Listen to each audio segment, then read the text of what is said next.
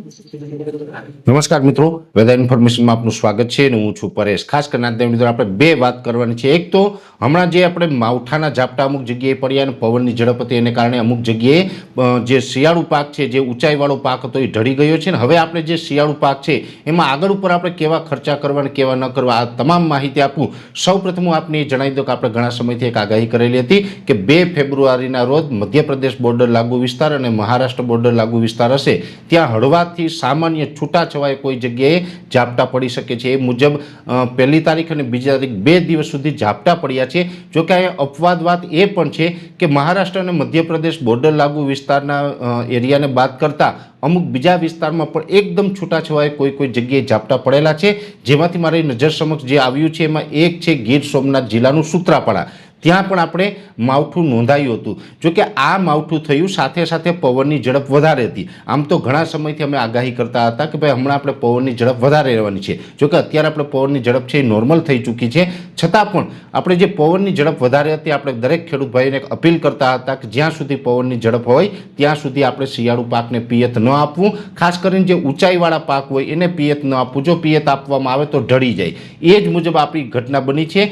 પાક ઘણી જગ્યાએ ઢળી પડ્યો છે। એના બે કારણ છે। પહેલી વાત તો એ કે જે ઊંચાઈવાળો પાક જેવી રીતે જોવા જઈએ તો અનેક જગ્યાએ ઘઉંનું વાવેતર છે, રાયડો હોય, તુવેર હોય અને બીજા પણ જે એની હાઇટ પ્રમાણેના જે ઊંચાઈવાળા પાક છે એ પાકની અંદર જે ખેડૂતોએ પિયત આપ્યું હતું ને પવન હતું ત્યાં ઢળી ગયો છે। હવે ઘણી જગ્યાએ તો એવું છે કે ખેડૂતે પિયત નથી આપ્યું છતાં પણ ઢળી ગયો છે, પણ એવા વિસ્તાર ખૂબ સીમિત છે જ્યાં બન્યું છે એવું કે જે પવનની ઝડપ હતી એ વધારે હતી, પાક છે એમાં ફ્લાવરિંગ આવી ગયું એટલે સ્વાભાવિક રીતે એમાં પણ જે ઘઉંનો પાક છે એમાં જે ડુંડી બંધાતી હોય એમાં વજન વધે અને એમાં પણ માવઠું થાય અને પવન હોય એટલે પાક ઢળી પડતું હોય છે। હવે જે મિત્રોએ પિયત પણ નથી આપ્યું, માવઠાના ઝાપટા પડ્યા અને એમાં જો ઘઉં ઢળ્યા હોય તો એમાં ખેડૂતનો કશું જ વાંક નથી। એટલે ખાસ સરકારશ્રીને મારી અપીલ રહેશે કે આવા કિસ્સાની અંદર જ્યાં ઝાપટા પડ્યા અને પવનને કારણે પાક ઢળ્યો હોય તો એ ખેડૂતનો ફોલ્ટ નથી, એક પ્રકારની કુદરતી આફત છે। આવા ખેડૂતોને જે પણ આપણે મદદરૂપ થઈ શકીએ એ કાયદાકીય જોગવાઈ મુજબ મદદરૂપ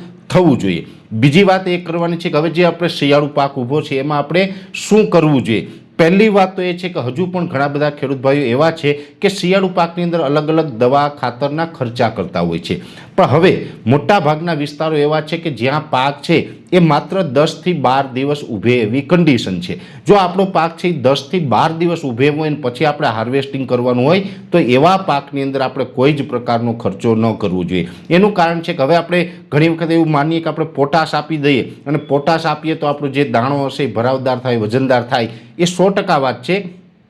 પોટાશ ખાતર આપવાથી દાણો ભરાવદાર થતો હોય છે, પણ એ જે પોટાશ ખાતર આપણે આપીએ છીએ એનું પરિણામ મળતા 8-10 દિવસનો સમય લાગતો હોય। હવે 12 દિવસ આપણો પાક ઊભે એમ હોય અને 10 દિવસે પરિણામ મળે તો પછી 2 દિવસની અંદર તો આપણે પાકને કાઢી નાખવાનું હોય છે। એટલે કોઈ પણ દાખલા તરીકે પોટાશ ખાતર હોય, અન્ય ખાતર હોય અથવા તો દાણો ભરાય એ માટેની કોઈ આપણે દવાનું વપરાશ કરતા હોય તો એમાં ધ્યાન એ રાખવાનું કે જો આપણે 12 દિવસ કરતાં પાક વધુ સમય સુધી ઊભે એમ હોય તો જ એની અંદર ખર્ચો કરવો। બાકી આપણે ટૂંક સમયની અંદર પાક કાઢવાનો હોય તો કોઈ ખેડૂતોએ આમાં મારી દ્રષ્ટિએ ખર્ચો ન કરવો જોઈએ અને એને આપણે કુદરતી રીતે જે પણ ઉત્પાદન આવે એ પછી લઈ લેવું જોઈએ। કેમ કે અત્યાર સુધી આપણે જેને ખાતરને દવાને આપવાના હોય એ પછી સમય છે હવે આપણે પૂર્ણ થતો હોય છે। એટલે પોતાના જે ખેતરની અંદર જે પણ ખેડૂતોને પાક ઊભો છે 12 દિવસ કરતાં વધારે ઊભો એમ હોય તો જ હવે એમાં ખર્ચો કરવાનો। હા, એક ચોક્કસ વાત છે કે અત્યારે આપણે ઘણા બધા પાકોની અંદર ફૂગનો પ્રશ્ન પણ જોવા મળતો હશે। ખાસ કરીને જીરુનો પાક છે એમાં કાળી ચરબીનો પ્રશ્ન છે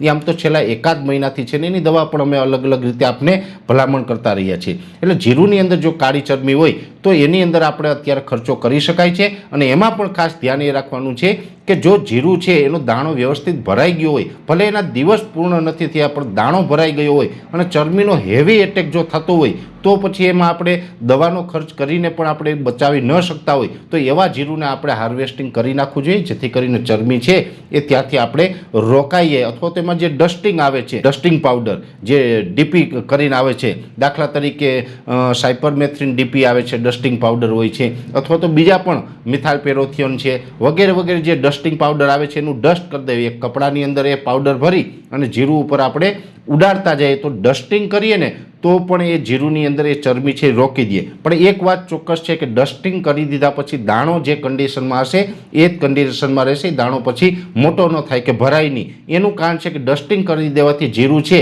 એ નિર્જીવ બની જાય છે અને પછી એમાં આપણે દાણો છે ભરાતો નથી. પણ જો આપણે ચરબી વધારે પછી હોય અને ચરબી કંટ્રોલ થાય એમ ન હોય તો પછી આપણે આ ડસ્ટિંગ છે એ ચોક્કસથી કરવું જોઈએ. એટલે ખાસ કરીને જે શિયાળુ પાક ઢળી ગયો છે એને સરકાર તરફથી વળતર આપવામાં આવે એવી પણ ભલામણ છે. જોકે એક સીમિત વિસ્તાર છે, બહુ મોટા વિસ્તાર નથી, પણ ભલે 2-5 ખેડૂત હોય તો એનો પણ કોઈ ગુનો નથી. એને પણ જે નુકસાન થયું છે તો એને વળતર છે એ મળવું જોઈએ. અને જે શિયાળુ પાક ઉભેલો છે એની જે શું કાળજી રાખવી એના વિશેની થોડીક માહિતી આપવાનો મેં અહીંયા પ્રયત્ન કર્યો છે.